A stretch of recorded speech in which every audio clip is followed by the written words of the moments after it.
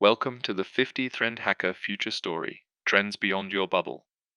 It's 2034, and alarms are flashing in the corporate briefing room at Orbital Maintenance Corps, OMC. Space debris alerts a growing threat to the booming space economy, a tangle of ground based and orbital solutions.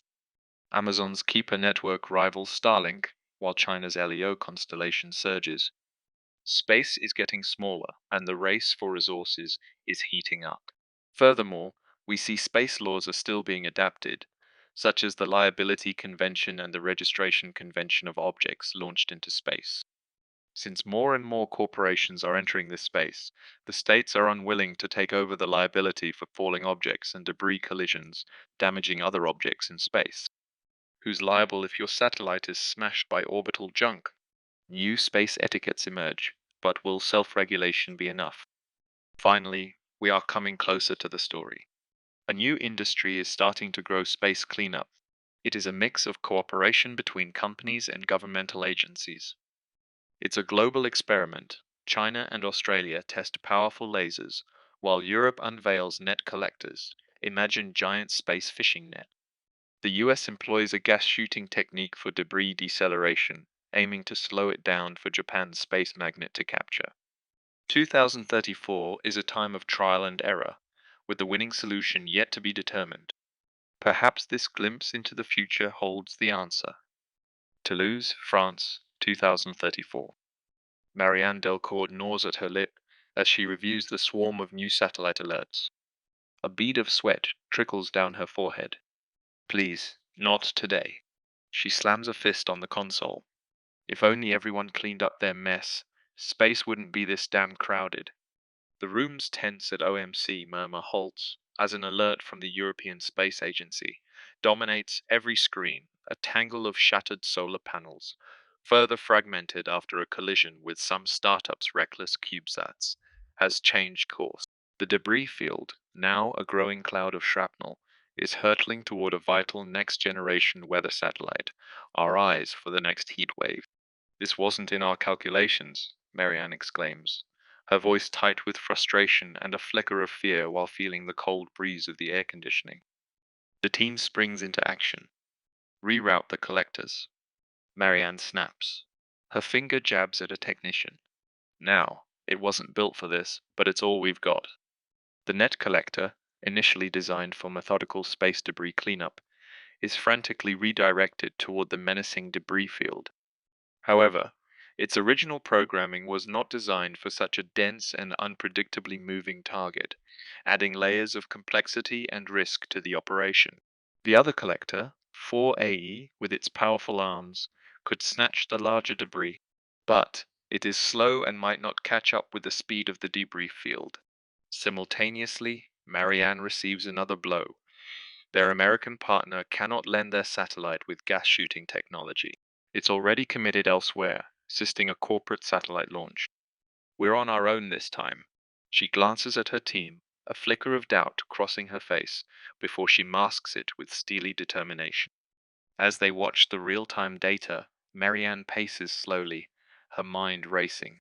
If we don't manage this, no one will, she tells her team. The weight of their responsibility is immense. The potential consequences of failure could trigger a further chain of collisions, underscoring the critical need for their services more than ever. Flicker in the control room. Each monitors a window to the crowded skies above Earth. Technicians, their faces lit by the soft glow of their screens, work with focused intensity. The room is alive with the urgency of their mission and the sounds of rapid keystrokes and chatter. Marianne Delcourt oversees the operation from the central console, and her presence is commanding and decisive. Keep the lines open with the European Space Agency, and get me status updates every 5 minutes, she instructs her team, her tone firm yet calm. The net collector inches towards the debris. Sparks fly as a jagged metal edge snags on the mesh. Hold together, Marianne whispers. OMC control room watches breathlessly as the collector begins its work. The net, a brilliant mesh of engineered fibers, expands, reaching out to ensnare the hurtling fragments of metal and composite. Adjust the trajectory by 0.3 degrees, Marianne directs, pointing to a technician. The slight adjustment is crucial, accounting for the extra debris from recent collisions that the system had not originally anticipated. Simultaneously, with their American partner's satellite unavailable, their only other option is now for AI, the satellite with robotic arms, usually reserved for larger debris. The satellite finally maneuvers into position, matching the speed, its arms extending slowly with mechanical precision. The control room holds its breath as the arms grapple with a particularly large piece of debris, a defunct satellite panel spilling wildly through space. The tension in the room peaks as an unforeseen problem arises. Small, sharp fragments zip past the net, missing capture. Track those pieces, Marianne says. Her eyes never leave the screen, watching as the fragment heads straight for a critical communication satellite. Marianne clenches her fists, her gaze fixed on the screens displaying the satellite's status. Damage report, anyone? She asks. The room falls silent, waiting for ESA to share the details. A technician quickly analyzes the received data, his voice steady but tense as he replies, "Minor damage to the solar panel array.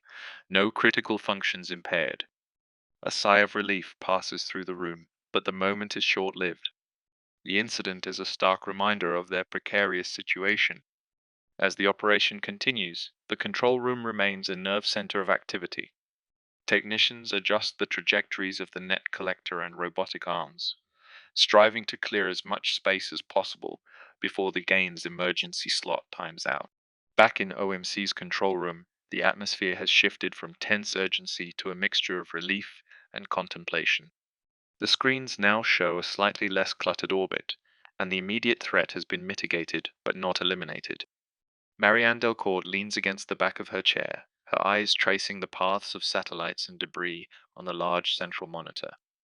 "We got lucky," she murmurs to her team, who are gathered around, their expressions a blend of fatigue and subdued triumph.